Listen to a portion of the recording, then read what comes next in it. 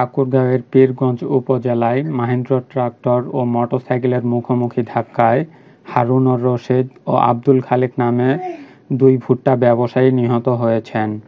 বুধবার রাত 8:30টার দিকে উপজেলার চাপড় নামক স্থানে এ দুর্ঘটনা ঘটে বলে জানান পীরগঞ্জ থানার ভারপ্রাপ্ত কর্মকর্তা তাজুল ইসলাম।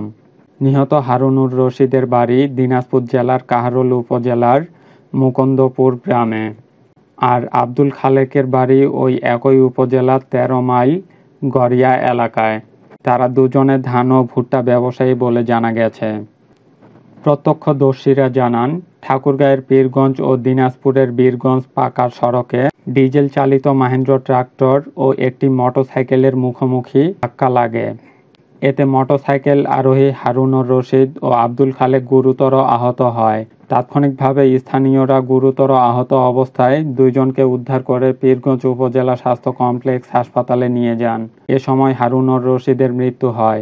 অপরদিকে আব্দুল খালেককে দিনাজপুর মেডিকেল কলেজ হাসপাতালে পাঠানো হলে সেখানে তার মৃত্যু হয়। ওসি তাজুল ইসলাম জানান, ঘটনার পর ঘাতক ট্রাকটি পালিয়ে যাওয়ার কারণে আটক করা সম্ভব হয়নি। এ ঘটনায় মামলা দায়েরের প্রস্তুতি চলছে থানায়।